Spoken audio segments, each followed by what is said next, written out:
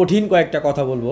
আমাদের ছাত্র বন্ধুরা ক্ষমতার লোভে পড়ে তারা একটা ফাঁদে পড়ে গেছে। আমরা বারবার চেয়েছিলাম যে তারুণ্যের যে জোয়ার 18 থেকে 24 আমরা সম্মিলিতভাবে একসাথে কাজ করব। আমরা সিনিয়র হিসেবে আমরা সেটার দায়িত্বটা ফিল করেছি, কিন্তু আমরা বারবার যেই জিনিসটা দেখেছি যে ওনাদের প্রবণতা হচ্ছে সবাইকে বাদ দিয়ে কেবলমাত্র রাজনৈতিক স্ট্রিকটা তাদের নিয়ন্ত্রণে থাকবে। হ্যাঁ, তারাই সব কিছু করবে। হ্যাঁ, এইভাবে করে যে তাদের একটা প্রবণতা, এবং এই প্রবণতার জায়গা থেকে এখন যে পরিস্থিতিটা দেখতেছেন, এই পরিস্থিতি কিন্তু আর অল্প কিছুদিনের ভিতরেই একটা বাস্ট আউট হবে।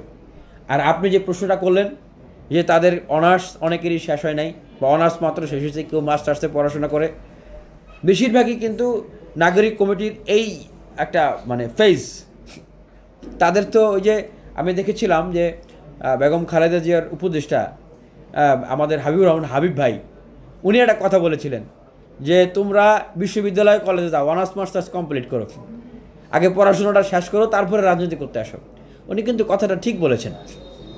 হ্যাঁ, একটা বিশেষ পরিস্থিতিতে আমাদের কিছু ছাত্র বন্ধুরা উপদেষ্টা হয়েছেন, তাদেরও মনে রাখতে হবে যে এটা একটা স্পেশাল সিচুয়েশন, অ্যাবনর্মাল সিচুয়েশনের কারণে আপনারা ওইখানে গেছেন, কিন্তু ফর্মালি আপনারা ওই জায়গায় কিন্তু ফর্মালি আপনারা ওইখানে কিন্তু ডিজাইন হয়ে যান নাই।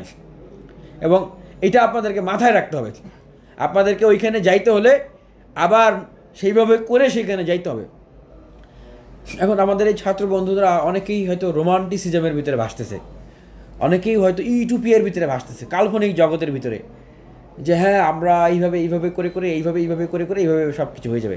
আর আমি যে কথাটা বলতেছিলাম যে তারা ফাঁদে পড়েছে কেন, আমি আবার টানলাম যে আমরা একসাথে কাজ করতে চেয়েছিলাম, এই দুইটা প্রসঙ্গটা মিলাই।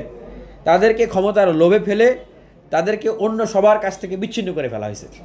ঠিক আছে, তোমরাও তো ক্ষমতায় যাইতে চাও, ঠিক আছে, তাহলে তোমরা রাজনৈতিক দল গঠন করো, তোমাদেরকে যত সহযোগিতা করা দরকার আমরা করব।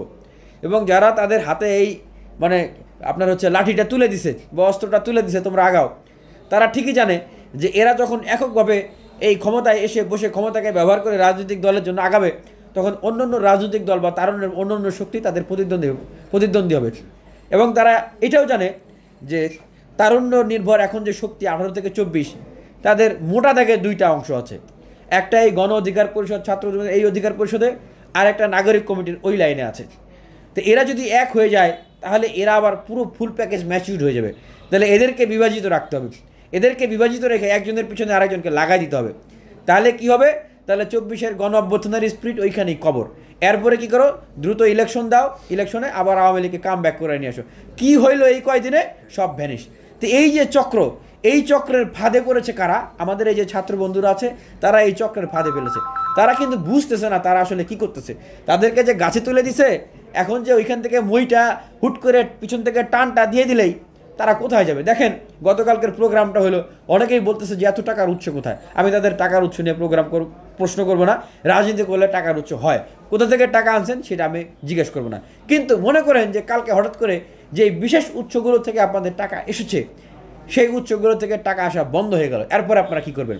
যে বিশেষ রাষ্ট্রীয় সহযোগিতাগুলো পেয়েছেন, ডিসি সাহেবের কাছে চিঠি যে হ্যাঁ বাস পাঠাইতে হবে, খাবার দিতে হবে, হ্যাঁ বিভিন্ন জায়গায় পরিবহন মালিক এই সেই বিভিন্ন জায়গায় আপনাদেরকে যে রাষ্ট্রীয়ভাবে সহযোগিতা করে যে প্রোগ্রামটা করাইছে, ধরেন আগামীকালকে সকালে হঠাৎ করে ঘুম থেকে উঠে দেখলেন রাষ্ট্রীয় সহযোগিতা আপনাদের জন্য বন্ধ, আপনারা কি করবেন?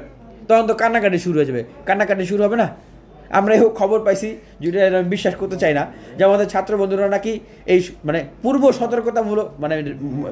পূর্ব সতর্কতাটা ধরে রেখে ওনারা অনেক জায়গায় নাকি বিভিন্ন ইনভেস্ট আছে। আওয়ামী লীগের তো ভাই বিভিন্ন জায়গায় ইনভেস্ট আছে। এখন আওয়ামী লীগ খাইতে পারতেছে, টাকা তো আছে। এখন দেখবেন যে কি এদের ব্যাঙ্ক অ্যাকাউন্ট বন্ধ, বিদেশের অ্যাকাউন্ট কদিন পরে ফ্রিজ হয়ে যাবে, দেশে টাকা পয়সা আছে কোন খাটের তলে মাটির নিচে ওটা বের করতে পারতেছে না। তো এখন আমাদের ছাত্র বন্ধুদের কাছে আমি ওইভাবে কথাটা বলবো না, কিন্তু রাজনীতির হিসেবে বিষয়টা আসে আর কি।